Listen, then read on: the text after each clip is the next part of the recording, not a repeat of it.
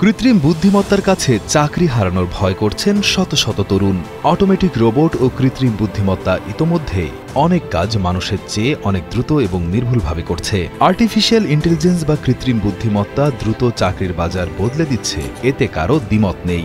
এমন পরিস্থিতিতে 18 বছর বয়সী ইউক্রেনীয় শিক্ষার্থী ম্যারিনা ইয়ারোশেঙ্কো ভবিষ্যতের জন্য একটি নিরাপদ পেশা খুঁজে বের করার সিদ্ধান্ত নেন। এআই এর প্রভাব থেকে বাঁচতে তিনি এখন লন্ডনের সিটি অফ ওয়েস্টমিনিস্টার কলেজে প্লাম্বার বা পানির পাইপ ফিটার হওয়ার প্রশিক্ষণ নিচ্ছেন। ম্যারিনা মনে করেন, প্লাম্বিং এমন একটি কাজ যা সহজে এআই দখল করতে পারবে না। কিছু কিছু কাজে আপনি এআই এর উপর ভরসা করতে পারেন, দ্রুত করে ফেলে এগিয়ে যেতে পারেন। অবশ্যই সবকিছুই যাচাই করে নিতে হয়, কিন্তু এটি একটি উপকারী টুল। এবং হ্যাঁ, আমি মনে করি মানুষের কাজকে কিছুই পুরোপুরি প্রতিস্থাপন করতে পারে না। দিন শেষে মানুষের বিকল্প কিছুই হতে পারে না। ক্যারিয়ার ঠিক করার সময় বুঝেছিলাম পাইপ ফিটিং এমন একটি ক্ষেত্র যেখানে এআই মানুষের কাজ পুরোপুরি নিতে পারবে না।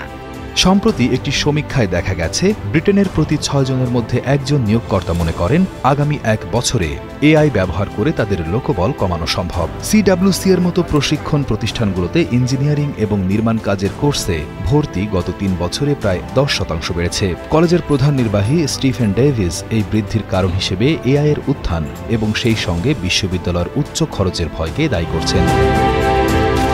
অনেক তরুণ এখন হাজার হাজার পাউন্ড ঋণের বোঝা এড়াতে বিশ্ববিদ্যালয় ছেড়ে সরাসরি দক্ষ ট্রেড কোর্সের দিকে ঝুঁকছে। কিংস কলেজ লন্ডনের এআই গবেষকদের মতে, এআই এর কারণে কর্মী ছাঁটাই হলে জুনিয়র কর্মীরাই বেশি ক্ষতিগ্রস্ত হচ্ছেন। ফলে তরুণদের জন্য কর্মজীবনে প্রবেশ করা কঠিন হচ্ছে। তবে দক্ষ শ্রমিকদের চাহিদা এবং উপার্জন এখন অনেক বেড়েছে। এই দক্ষতা ভিত্তিক পেশাগুলো থেকে নিজের ব্যবসা শুরু করার সুযোগও থাকে, যা উপার্জনকে আরও বাড়িয়ে দেয়। কিংস কলেজের গবেষক এবং সিডব্লিউসি এর প্রধান নির্বাহী স্টিফেন ডেভিস মনে করেন, প্লাম্বিং এর মতো জটিল হাতে কলমে করার কাজগুলো রোবট দ্বারা প্রতিস্থাপন করা কঠিন।